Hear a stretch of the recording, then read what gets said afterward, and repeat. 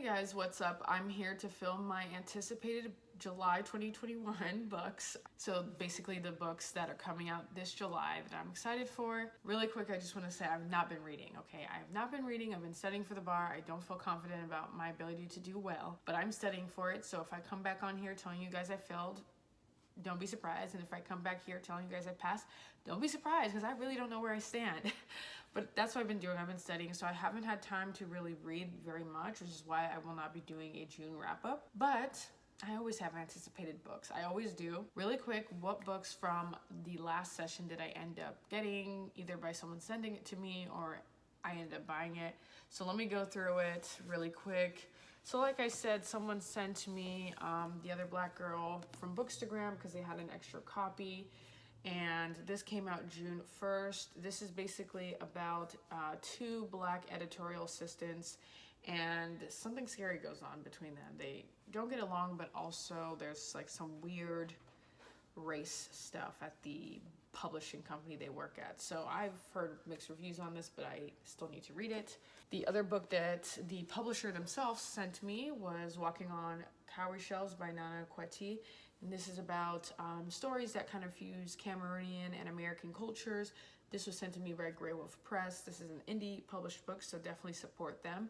And this also came out in June. This was sent to me by Harper Perennial, and this was How to Kidnap the Rich by Raul Reina. And I talked about this, but basically the main character is on the poorer side, and he takes tests for the wealthy of India so they can get into their top school choices.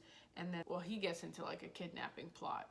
And yeah, so that's also came out last month. And then I have two books that I actually pulled the trigger on myself. I bought the books. Bacchanal by Veronica Henry is by a black author, so check it out. But basically this main character can talk to animals, and she joins a carnival, but there's some dark evil spirit in the carnival, and she's the only one who can defeat it. So she basically has to fulfill her destiny. It's giving Southern Gothic because it is set in the Depression era South, and yeah. So I'm super excited for this book. This actually came out in May. This is The End of Men by Christina Sweeney Bard. And I talked about this because basically I was super interested in this book because in this book, there's an illness that breaks out in Scotland. It's a pandemic novel, and basically this illness only affects men. So basically the society has to deal with, how do we replace men, right? Like, do women take up the roles? Do we change society completely? What happens when men do not control the resources of society? So I'm super excited. I want to read this, and I talked about some of the worries I had. Hopefully it doesn't get like really gender binary or too like gender essentialist, but I'm still excited to explore this gendered pandemic novel. So those are the books that I ended up actually going for. So let's go into obviously the books from this month that are coming up. I have 9 releases that I want to talk about, but I actually want to say that there's actually a lot more books coming out than just 9. And you should check out the list. I'm gonna put in the description box a list that I think is really good, because this doesn't even touch the books that are coming out by people of color. But granted, I only put the books like I'm anticipating, like, so just because a book is by a person of color doesn't mean I want to read it. But I will say check out the list that I put other than mine, because there really, really are a lot of books. First book I want to talk about is a YA release, and this is Rise to the Sun by Leah Johnson. This follows 2 queer black girls. They meet at a music festival. One girl, Olivia, has just broken up with someone and is experiencing heartbreak and goes to this music festival to just get her mind off of it.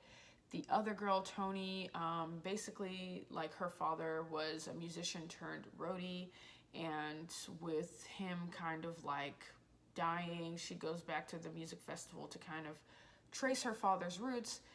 Tony and Olivia end up meeting at this music festival and falling in love. So it talks about grief and heartbreak, but also like, you know, rising from the ashes. So it's a really heartwarming romance story. And the cover, I love. I love this. Obviously, I'm really happy that queer black girls can read this young adult book, but also I love the illustration. I actually like the illustration of this.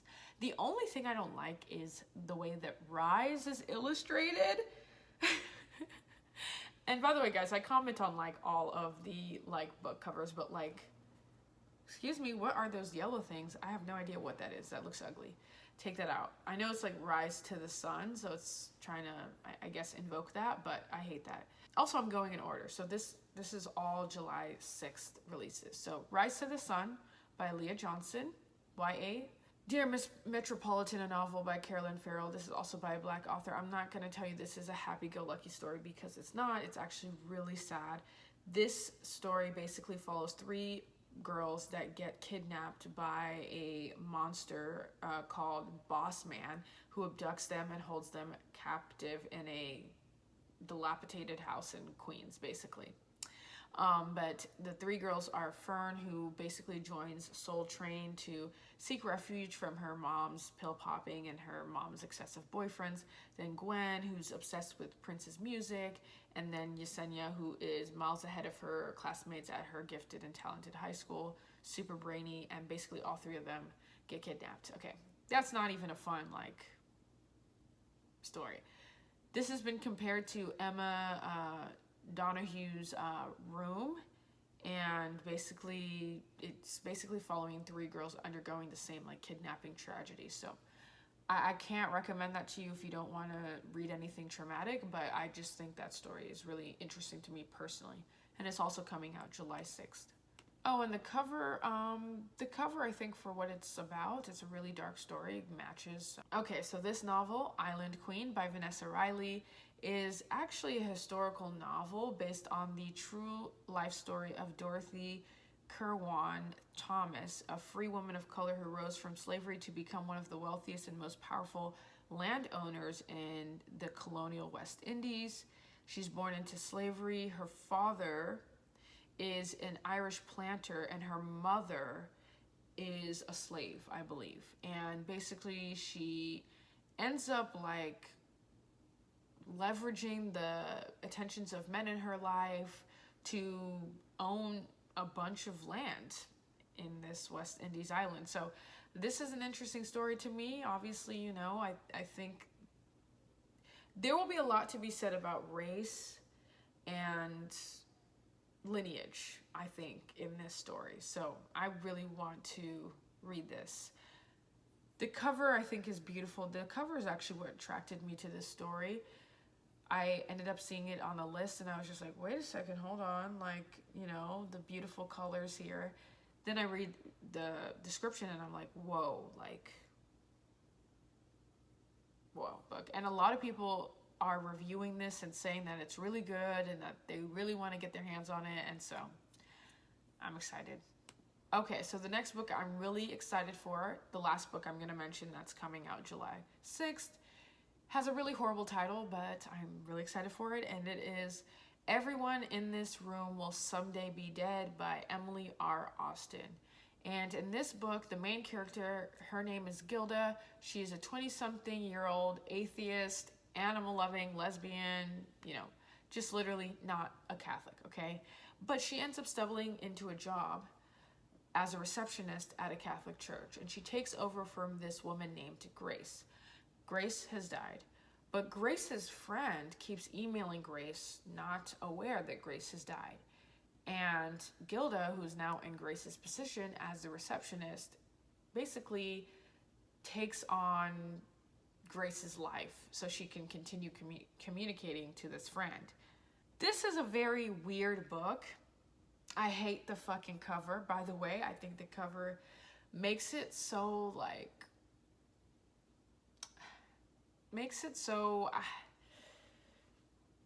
a certain demographic loves these kind of covers, but I hate these kind of covers. But I'm really excited because, first of all, the main character reminds me of myself. First of all, atheist and queer. And then also, because I was raised Catholic, I feel kind of funny that she gets a job at a Catholic church and basically fakes being Catholic and fakes being this old person named Grace who has already died. So I don't know. It's calling a lot of things up for me. Okay, now we're moving on to our July 13th releases. So this book, While We Were Dating by Jasmine Guillory, I have read Jasmine's stuff. She writes a lot of romance. I can't remember the last book I read, and I don't have it on my bookshelf because I ended up giving it away. But I love the way she writes romance, even though I wish she would write the sex scenes a little bit more visually, I like her books. I don't read all of her stuff. Sometimes I pass, I read the description. If I don't like it, I don't like it. But this book seems really exciting to me. First of all, the cover looks really good. And basically in this book, there's Ben and there's Anna, and they're in a movie together, okay?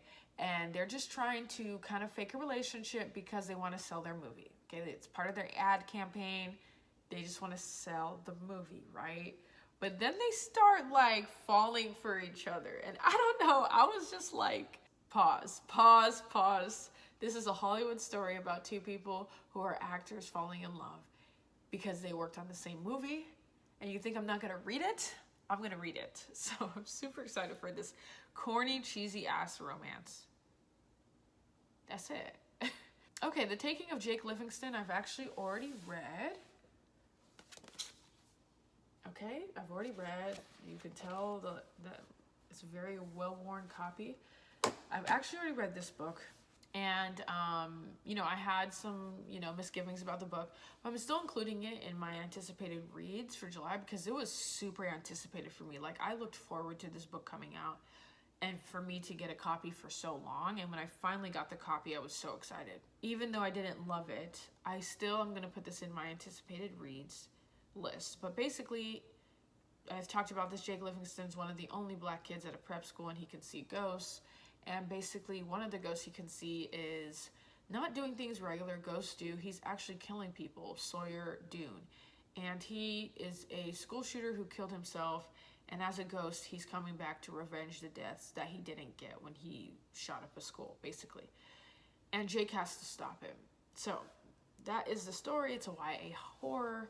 And it's not bad. It's not bad. It's just, for me, there's some parts where it kind of fell flat.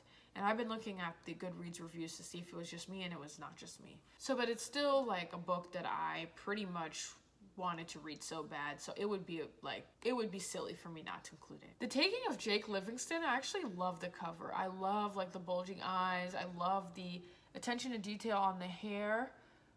And I love the fact that like the ghost hands are behind him, almost trying to consume him.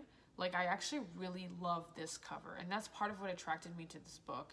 And it actually does get at what the book is talking about accurately, because the book has a lot of things about like ghosts kind of messing with Jake Livingston's head. And yeah, no, this cover is good. Okay, another book coming out July 13th is Other People's Comfort Keeps Me Up at Night by Morgan Parker. This is a poetry collection, I believe. She basically talks about like blackness and womanhood and just stuff about like blackness and womanhood. So I'm super excited to read this. Oh, and I love the cover. I love the cover. It's just so nice. I love the blue and the black and the hints of red. Yeah, I love the cover.